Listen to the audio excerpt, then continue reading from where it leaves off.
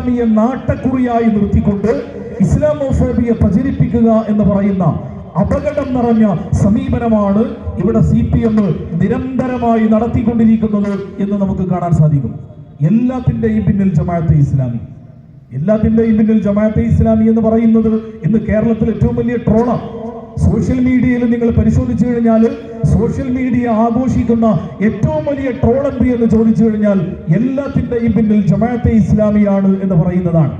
തിരുവനന്തപുരം കാഴ്ച ബംഗ്ലാവിൽ നിന്ന് ആൾക്കുരങ്ങ് പുറത്തേക്ക് ഓടിപ്പോയപ്പോ അതിന്റെ പിന്നിലും ജമാഅത്തെ ഇസ്ലാമിയാണ് എന്ന് പറയുമാറ് എല്ലാത്തിന്റെയും പിന്നിൽ ജമാഅത്തെ ഇസ്ലാമിയാണ് എന്ന് പറയുന്ന ഒരു ട്രോള് ഇന്ന് കേരളത്തിൽ CPM-നാൽ ഉണ്ടാക്കപ്പെട്ടിരിക്കുകയാണ്. അതാണ് ഇന്ന് നടന്നുകൊണ്ടിരിക്കുന്നത് വളരെ വ്യാപകമായി. നേരത്തെ പറഞ്ഞ പാലക്കാട് ഉപതെരഞ്ഞെടുപ്പിൽ രാഹുൽ മാങ്കൂട്ടത്തിൽ എന്ന് പറയുന്ന UDF-ന്റെ സ്ഥാനാർത്ഥി ആ മണ്ഡലത്തിൽ ചരിത്രത്തിൽ തുല്യതയില്ലാത്ത ഭൂരിപക്ഷത്തിൽ വിജയിച്ചു. ഈ കണ്ട പ്രചരണങ്ങളൊക്കെ നടത്തിയിരുന്നു. അപ്പോ പിറ്റേ ദിവസം ഗോവിന്ദൻ മാഷ് പത്രസമ്മേളനം നടത്തി പറഞ്ഞു അതിന്റെ പിന്നിലും ജമാഅത്തെ ഇസ്ലാമിയാണ്. പാലക്കാട് ഉപതെരഞ്ഞെടുപ്പിൽ അവർ വിജയിച്ചത് ജമാഅത്തെ ഇസ്ലാമിയുടെ പ്രവർത്തനങ്ങൾ കൊണ്ടാണ്. കോഴിക്കോട് ആവിൽക്കൽത്തോട് മാലിന്യ പ്ലാന്റിനെതിരെയുള്ള സമരത്തിന്റെ പിന്നിൽ, ആലപ്പുഴ ജില്ലയിലെ കരിമണൽ ഖനനത്തിനെതിരെയുള്ള സമരത്തിന്റെ പിന്നിൽ, കേരയിൽ പദ്ധതിക്കെതിരെ കേരളം ഒന്നാകെ സമരം നടത്തിയപ്പോ അതിന്റെ പിന്നിൽ, ഗെയിൽ പൈപ്പിലിനെതിരെ സമരം നടന്നപ്പോ അതിന്റെ പിന്നിൽ, എന്തെല്ലാം സമരങ്ങൾ സർക്കാരിന് നേരെ ഇവിടെ നടക്കുന്നുണ്ടോ അതിന്റെയൊക്കെ പിന്നിൽ ജമാഅത്തെ ഇസ്ലാമിയാണ്. ഇത് നിരന്തരമായി പറഞ്ഞുകൊണ്ടിരിക്കുകയാണ്.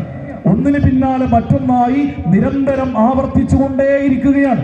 കഴിഞ്ഞ ദിവസം നിയമസഭാ സമ്മേളനത്തിൽ ഇവിടുത്തെ അക്ബർ MLA കുറിച്ച് നേരത്തെ അധ്യക്ഷ പ്രഭാഷണത്തിൽ സൂചിപ്പിക്കുകയുണ്ടായി. നിരന്തരമായി എല്ലാത്തിന്റെയും പിന്നിൽ ജമാഅത്തെ ഇസ്ലാമിയാണ്. ജമാഅത്തെ ഇസ്ലാമിയാണ് ഇവിടെ ഈ ലോകം തന്നെ നിയന്ത്രിച്ചുകൊണ്ടിരിക്കുന്നത് എന്ന് തോന്നുമാറ്. ഇവിടെ മുസ്ലിം സമുദായത്തിലെ ഒരു സംഘടന ഒരു വലിയനെ കുറിച്ച് പറയാറുണ്ട്, മുദബ്ബിറയാലമാണ് ആ വലിയ എന്ന് പറഞ്ഞതുപോലെ ജമാഅത്തെ ഇസ്ലാമി മുദബ്ബിറയാലമാണ് എന്ന് പറഞ്ഞുകൊണ്ടിരിക്കുന്നത് CPM നിരന്തരമായി ഇവിടെ മാത്രമല്ല ലോകത്ത് തന്നെ.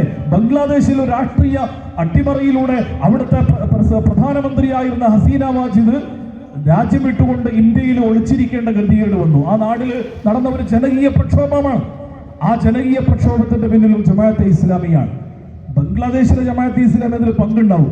പക്ഷേ ഇവിടെ പിണറായി വിജയനും ഗോവിന്ദൻ മാഷും വിജയരാഘവനും ഒക്കെ പറയുന്നത് കേട്ടുകഴിഞ്ഞാൽ ജമാഅത്തെ ഇസ്ലാമിയുടെ കേരള അമീർ P. മുജീബുർ റഹ്മാൻ സാഹിബ് ആഹ്വാനം ചെയ്തുകൊണ്ടാണ് ബംഗ്ലാദേശിൽ വിപ്ലവമുണ്ടായത് എന്ന് പറയുന്ന ഒരു പ്രചരണം ഇവിടെ ശക്തമായി നടന്നുകൊണ്ടിരിക്കുക. അപ്പൊ എന്താണ് ഈ പ്രചരണം കൊണ്ട് ഇവർ ഉദ്ദേശിക്കുന്നത്?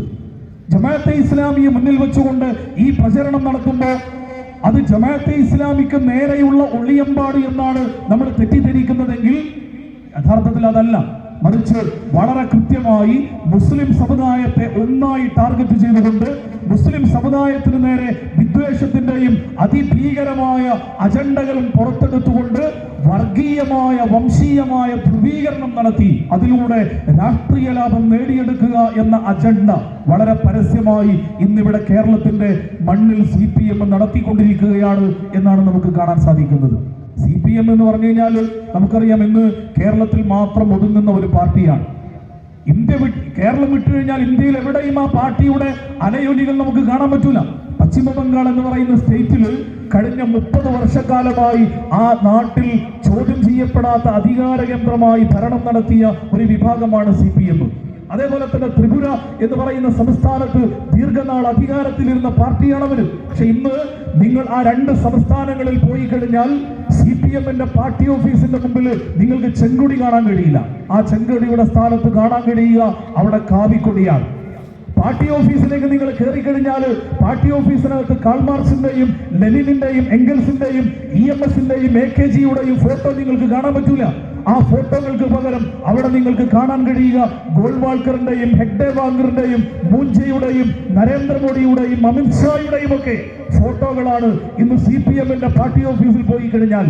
പശ്ചിമ ബംഗാളിലും അതേപോലെ തന്നെ ത്രിപുരയിലും ഒക്കെ പോയാൽ നിങ്ങൾക്ക് കാണാൻ സാധിക്കുക. അതേ വഴിയിൽ ഇന്ന് കേരളവും പോയിക്കൊണ്ടിരിക്കുക.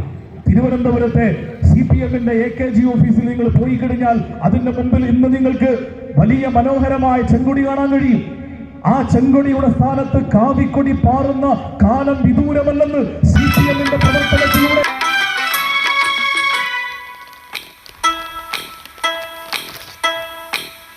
കേട്ടിടൂ ജനങ്ങളെ. സ്വരങ്ങളെ ഏകനായകന്റെ നാദം നമ്മൾ കാത്തിടൂ. മാനവർക്ക് പാതയായി മണ്ണിൽ വന്ന ധാരയായി മഹിമയാർന്ന സത്യമാർഗം നീ